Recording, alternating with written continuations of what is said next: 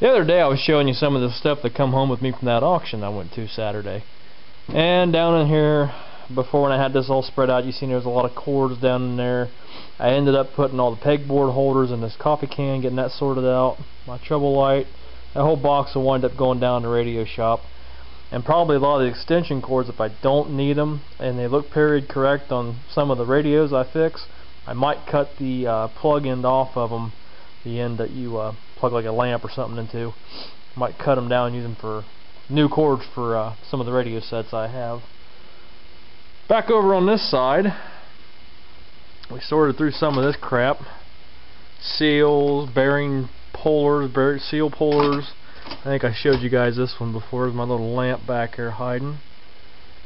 All the nuts and bolts and hardware. This is basically all hardware. I sorted all this stuff out.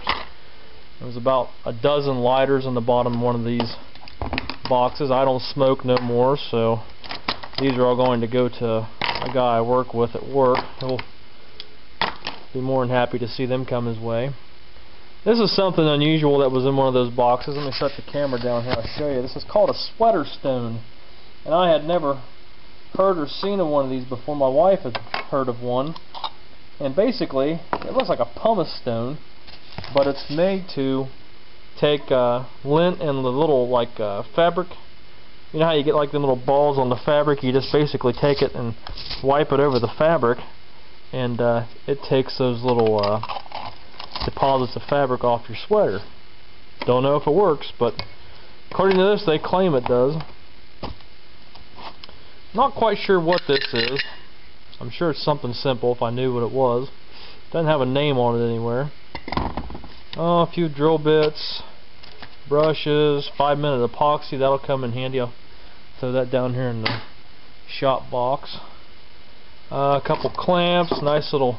These are Stanley Handyman chisels. I got a 3/8 and a 1/4 of an inch. A little tack puller, another chisel, some odds and ends. Miscellaneous hardware coming out of the bottom of the box. Of course, you've seen this one. That's the mop head and all that stuff. The bolt bends. My little alligator up here hiding out. And the radio box. I want to take one of these Bearcat 3s in. I got this one working, the other one's not receiving. And this one here, when I got it taken apart, the speaker was flopping around in it. Well, there's 3 pegs that's inside of this case, and you basically put the speaker I should say, between the pegs, and you push these little push-on contacts over top, and it holds the speaker in there. Well, somebody's been rougher than usual on this poor thing, and it broke the speaker loose. And when that happened, they got down into the circuit board and shorted a couple leads. So we've got some work to do on this one. I gotta pull it apart. The leads go to the bottom side, are basically like pass-throughs. I don't think it hurt anything in that general area, but I gotta test some of the resistors and capacitors in that area because it's not acting like it was when I brought it home. And I decided I'm probably going to drill through the top. This is not a very desirable unit for me. I'll probably keep it, put it somewhere. Now, if I find any bolts smaller than that and some washers, that's probably how I'll put that speaker back into it. But that's a fairly nice unit there. I'll take that inside and demonstrate it. And other than that, it's all trash. We haven't got the dresser in yet, but it's hiding comfortably underneath this blanket protecting it. So that's it for now, guys. I'll get back in the house here in a few minutes, and I'll give you a demonstration of one of these Bearcat scanners and a look inside. About 2 hours ago, we had some storms and it rained so hard you couldn't even see my pond down there. But now, like you see above it, up here along the horizon, the rough and tumble clouds of the front coming through. Supposed to have some pretty rough weather here over the next couple days, but the sun's back out and it's shining. Geez, we probably got at least a ½ inch of rain out of what come through earlier today.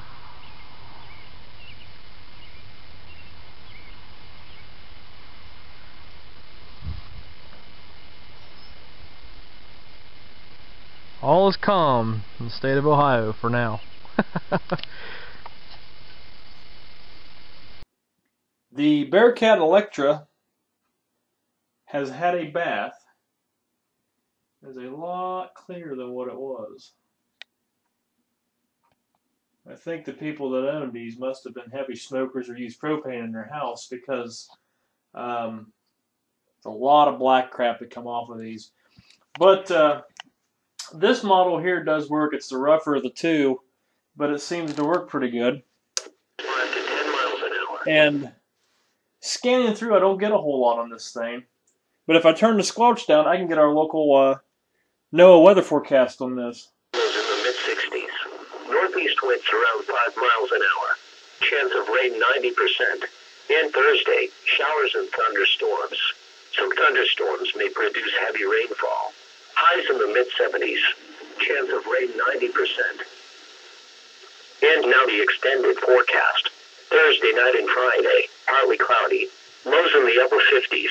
Highs in the mid-70s. Friday night and Saturday, mostly clear. Lows in the mid-50s. Highs in the upper 70s. Saturday night, partly cloudy. Lows in the lower 60s. Sunday, partly cloudy with a chance of showers and thunderstorms. Highs in the lower 80s. Chance of rain 40%. Sunday night, mostly cloudy with a chance of showers and thunderstorms. Lows in the mid-60s.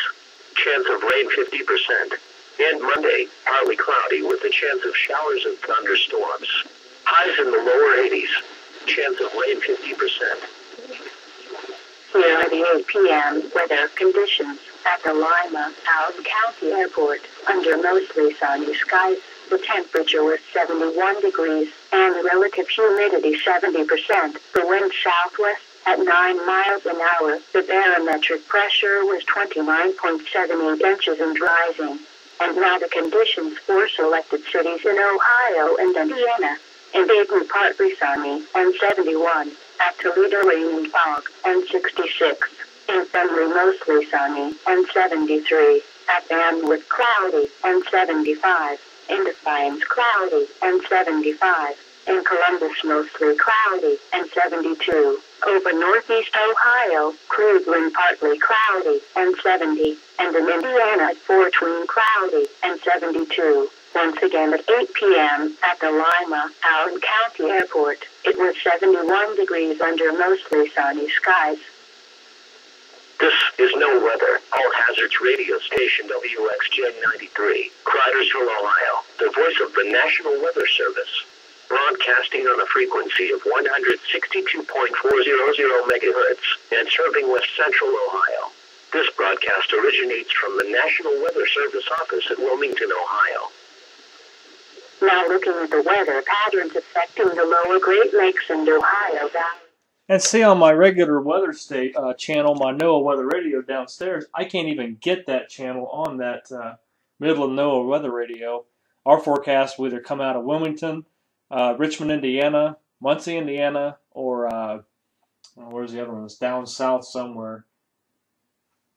I don't remember off the top of my head. But the 162.400 does not come in on that radio downstairs. I tried it by manually entering it, and it's nothing but static. On my BC200, the Bearcat, I can barely get this one. I can get 425, 450, 475, and just a peak of one at 162.500. So Tim's right. AM station here left a comment on my video entitled "It's Auction Time" about how sensitive and selective these Bearcat III Electra CBs can be. So now that we've seen the performance, and by the way, Lima is almost 70 miles north of me. I'm down around Greenville, Ohio. So let's open this up and I'll give you a look inside, because this does use little crystal packets for the tuner that you plug and unplug from an A/B side channel. So let me pause the camera. We'll take the case off of this handsome unit and take a look inside. And here is the Bearcat III Electra with its case removed. Now this case basically just uses one tiny little screw in the bottom of it, and then this whole outer sleeve will pull off the unit. And what that leaves us is what I want to show you here. These are the removable crystals right here.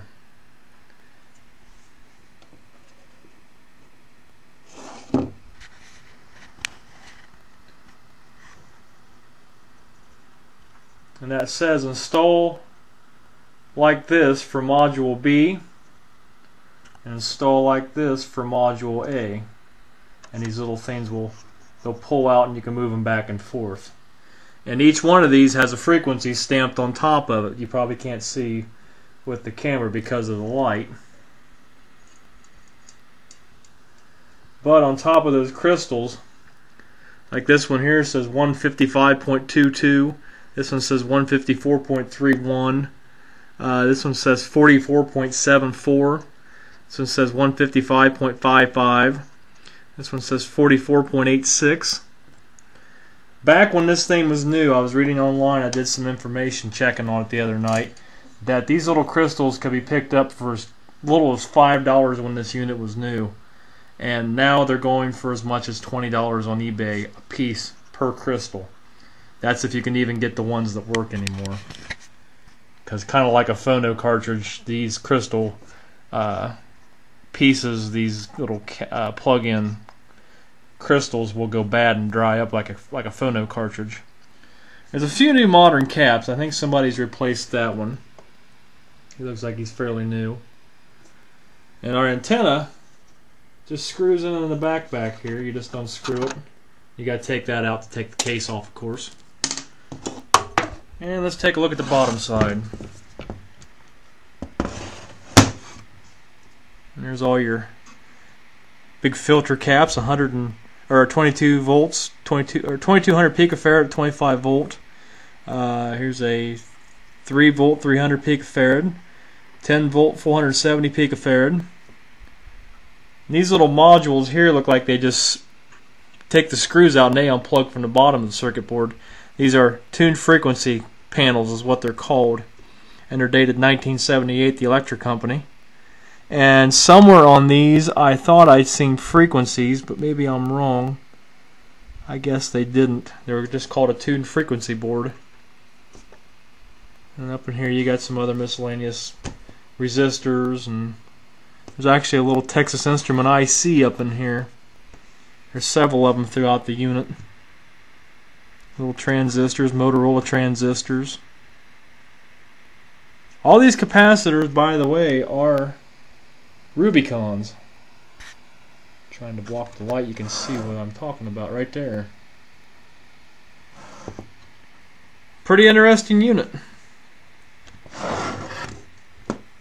And it cleaned up very nice. So for all you that was curious to know what the inside of a Bearcat III Electra made in Cumberland, Indiana looks like, there you go. I apologize for some of the shaky camera angles and stuff. Like, again, I'm starting to use this new USB cable camera that I have. It's HD.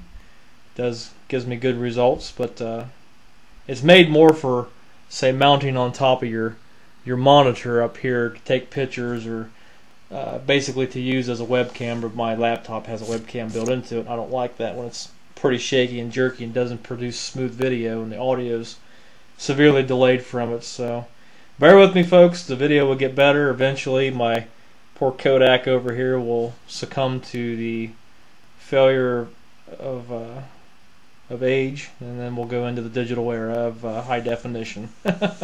So thanks for watching, guys, and as I say in the business, there'll be more to come later.